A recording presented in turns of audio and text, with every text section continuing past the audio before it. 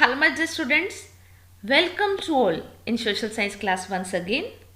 Dear students, today in this module we are going to discuss about Delhi Sultanate. Let's discuss.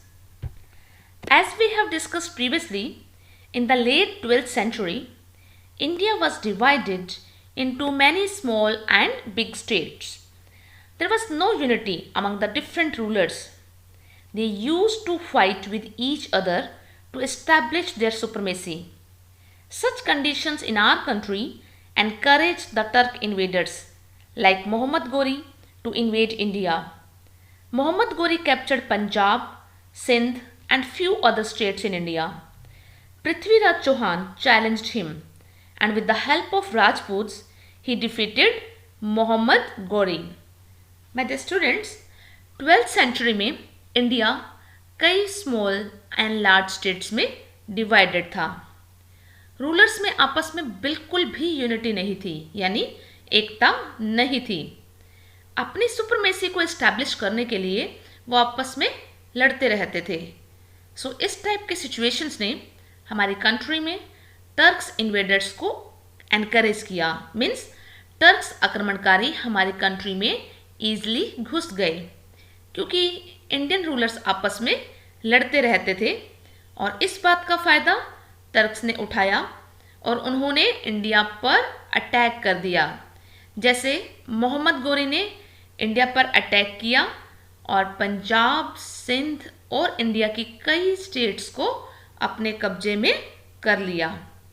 फिर पृथ्वीराज चौहान ने मोहम्मद गोरी को challenge किया, एक चुनौती दी और राजपूत्स की हेल्प से उसने मोहम्मद गोरी को हराया.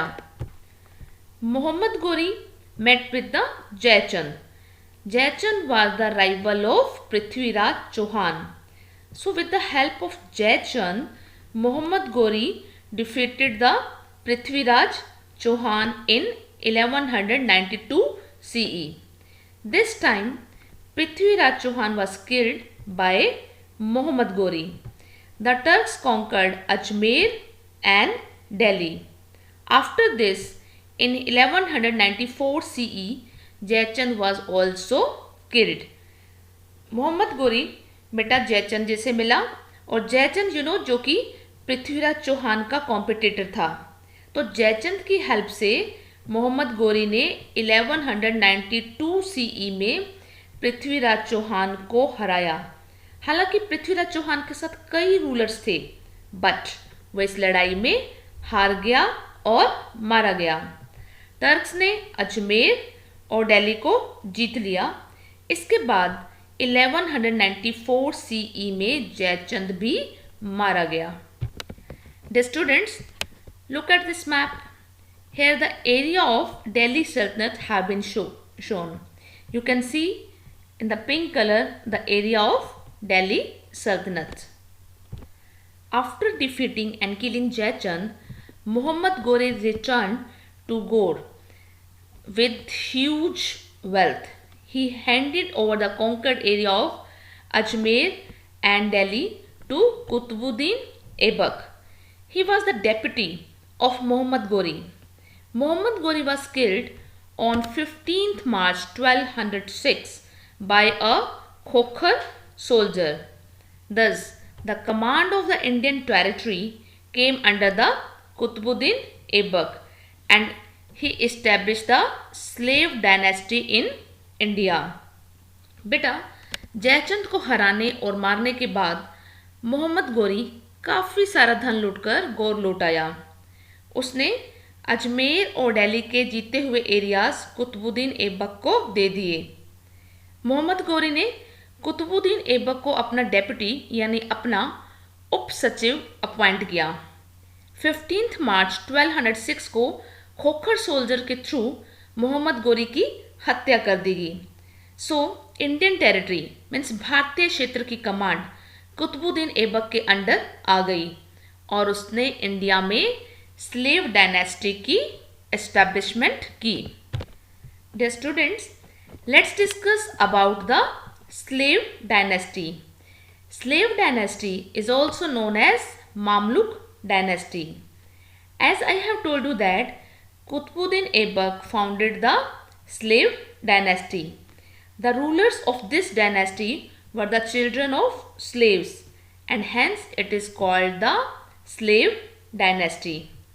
After establishing slave dynasty, Aibak established a strong kingdom based on military power. He defeated Yaldos and captured Punjab from him. Yaldos was the ruler of Ghazni. Dear students, you know Qutbuddin Aibak ने slave dynasty को establish किया.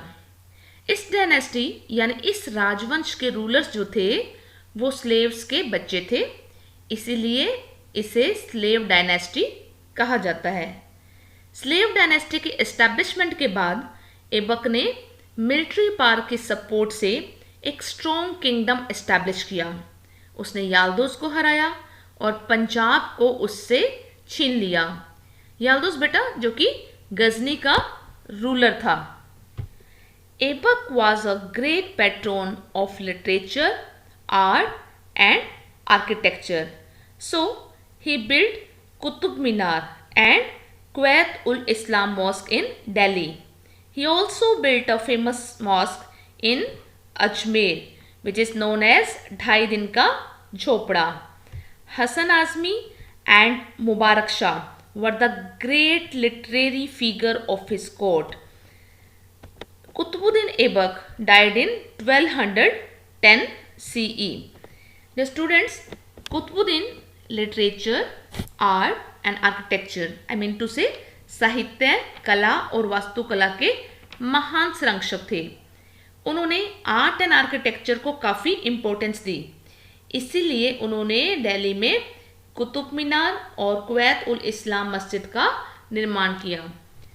कुतुबुद्दीन ऐबक ने अजमेर में भी एक famous मस्जिद का निर्माण करवाया जिसे ढाई दिन का झोपड़ा कहा जाता है. हसन आज़मी और मुबारक शाह उनके दरबार के महान साहित्यकार थे. बस 1210 CE में कुतुबुद्दीन ऐबक की डेथ हो गई. After the death of Qutbuddin, his son Aram Shah got the throne, but he was not accepted by the nobles. Iltutmish, the son-in-law of Aibak and Subedar of Budayu, was invited to rule. Iltutmish defeated Aram Shah and became the Sultan of Delhi. Qutubuddin Aibak के death के बाद उसके बेटे आराम शाह को गद्दी मिली थी बेटा, but उसके बेटे नोबल्स ने उन्हें एक्सेप्ट नहीं किया. बेटा ऐबक के सन इन लॉ यानी उनके दामाद इल्तुतमिश और बदायूं के सूबेदार को रूल करने के लिए इनवाइट किया गया. इल्तुतमिश ने आराम शाह को हराया और दिल्ली का सुल्तान बना. After becoming the sultan of Delhi, Iltutmish made Delhi his capital. When he became Sultan, he faced many problems, but bravely he defeated his main rivals, that is Yaldos of Ghazni and Kubecha of Sindh and Multan. Delhi का सुल्तान बनने के बाद इल्तुतमिश ने दिल्ली को अपनी capital बनाया. जब वो सुल्तान बना तो उसे बहुत सी प्रॉब्लम्स फेस करनी पड़ी, बट उसने बड़ी बहादुरी से अपने मेन राइवल्स यानी अपने कॉम्पिटिटर्स को हराया जो गजनी के याल्दोस और सिंध और मुल्तान के कुबेचा थे. The students, Qubacha means Muslim governors को कहते थे. The students, Iltutmish was an able and brave military administrator. He liberated the Turkish empire from Ghazni and consolidated it effectively. Iltutmish जो कि एक able and brave military administrator था, यानी एक अच्छा, योग्य और बहादुर रूलर था, उसने गजनी से आए और दूसरे फॉरेन पार्ट से टर्किश एम्पायर को स्वतंत्र करवा दिया और उसने इफेक्टिवली उसे कंसोलिडेट किया, यानी बड़ी कुशलता से इस एम्पायर को इकट्ठा किया जो कई पार्ट्स में डिवाइडेड था. Iltutmish was also a great diplomatic and saved Delhi and himself from Genghis Khan, who was a Mongol conqueror. He did not give shelter to Shah of Khwarizm, who was being chased by Genghis Khan. बेटा इल्तुतमिश एक महान कूटनीतिक भी था। उसने दिल्ली को और खुद को चंगेज खान के चंगुल से बचाया, जो कि एक मंगोल कॉन्करर था, मीन्स मंगोल का विजेता था। उसने ख्वारिज्म के शाह को शरण नहीं दी, कोई आश्रय नहीं दिया जिसका चंगेज खां के थ्रू पीछा किया जा रहा था, ये कहकर कि दिल्ली का क्लाइमेट उसके लिए सूटेबल नहीं है। Iltutmish made many administrative reforms to strengthen his hold on Delhi. He made a group of 40 Turkish nobles which were known as Chaliha. In order to make administrative more effective, he divided his kingdom into many ektas or states. Iltutmish introduced different silver coins which were known as tanka and copper coins which were known as जिटल। Iltutmish ने दिल्ली पर अपनी पकड़ मजबूत बनाने के लिए, यानी दिल्ली पर अपना होल्ड करने के लिए कई एडमिनिस्ट्रेटिव रिफॉर्म किए, आई मीन टू से कई सुधार किए।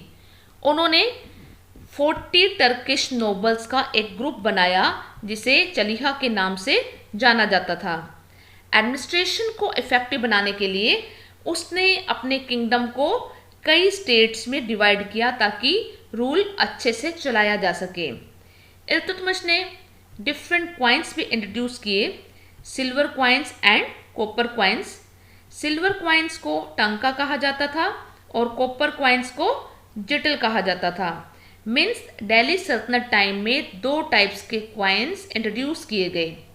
Students, here in this picture you can see the various coins of silver and copper introduced by the Iltutmish. Like Qutbuddin Aibak, Iltutmish was also a great patron of art and literature.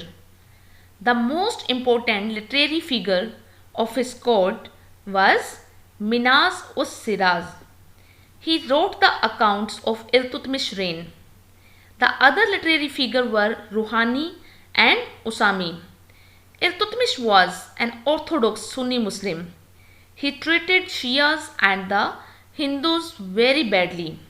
बेटा कुतुबुद्दीन ऐबक की तरह इल्तुतमिश भी art and architecture के वो महान संरक्षक थे।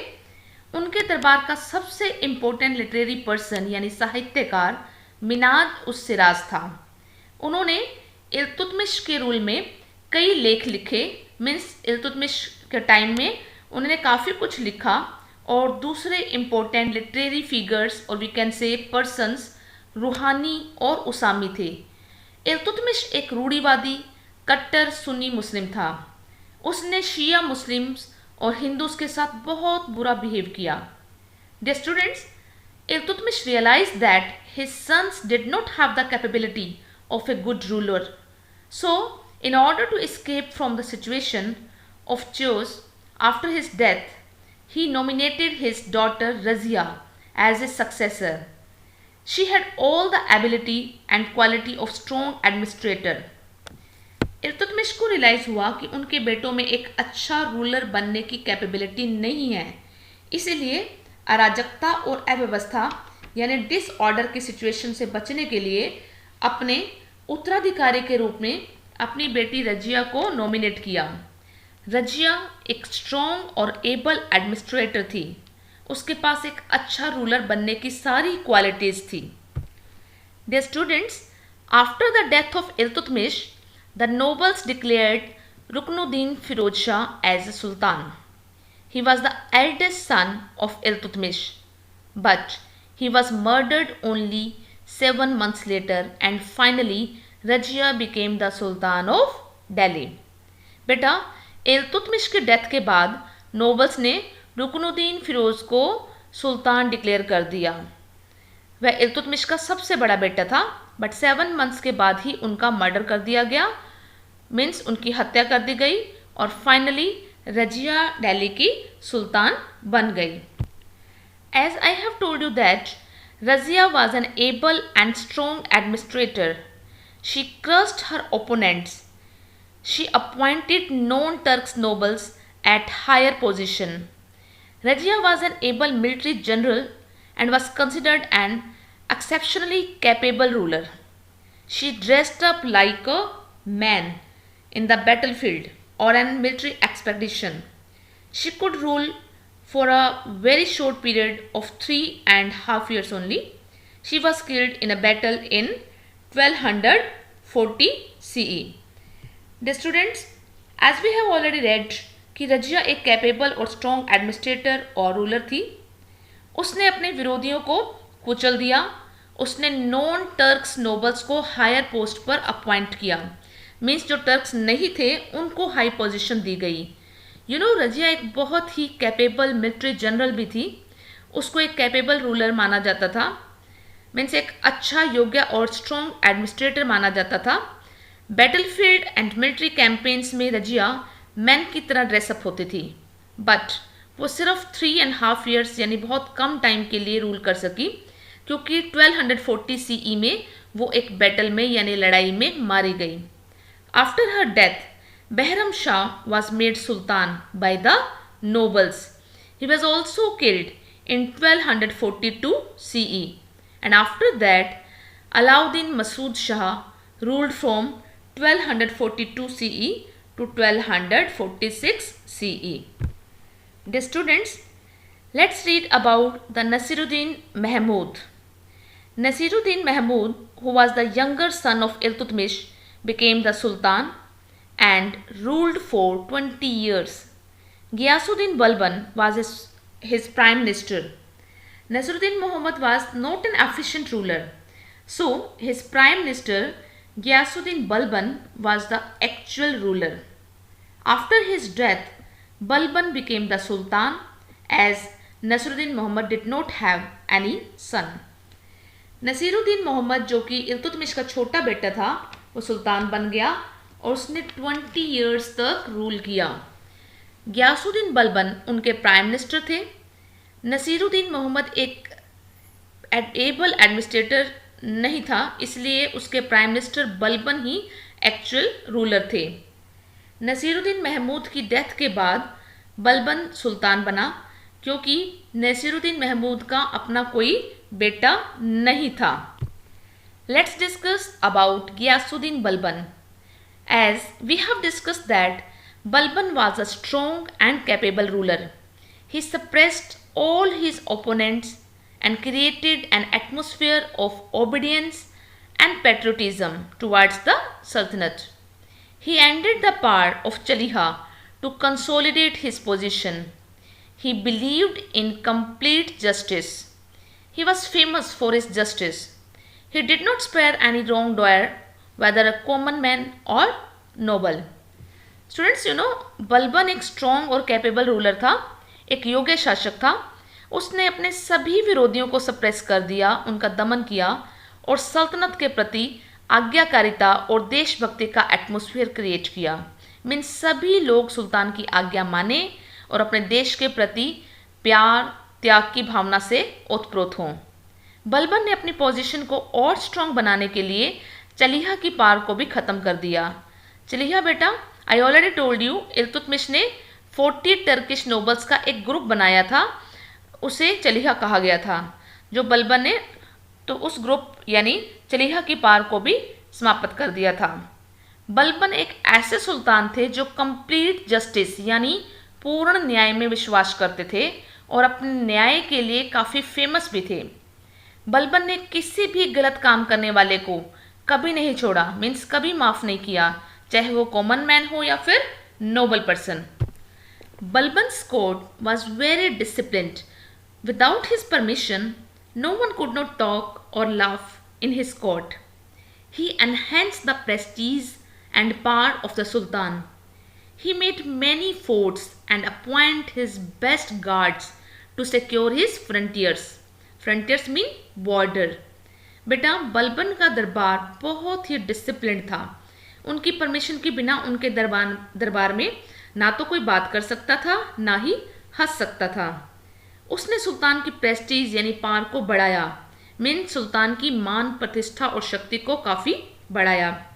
उसने कई फोर्ट्स यानी किले भी बनवाए और अपने टेरिटरीज, अपने बॉर्डर्स को सुरक्षित करने के लिए सिक्योरिटी गार्ड्स भी अपॉइंट किए. After his death in 1286, there was a situation of confusion. In 1290 CE, Jalal ud-Din overthrew the weak successor of Balban and captured the throne. In this way, the slave dynasty came to an end. So बेटा 1286 में बलबन की death के बाद कुछ time तक confusion की situation बनी रही। 1290 सीई में जलालुद्दीन ने बलबन के वीक सक्सेसर यानी कमज़ोर उत्तराधिकारी जो कि कैपेबल नहीं थे उसको उखाड़ फेंका और गद्दी पर या आप कह सकते हो कि सिंहासन पर कब्जा कर लिया और इस तरह से स्लेव डायनेस्टी का एंड हो गया। Dear students, today in this module we have studied about the various rulers of slave dynasty. In next module we will discuss about Khalji dynasty. Thank you and have a great day. Bye bye.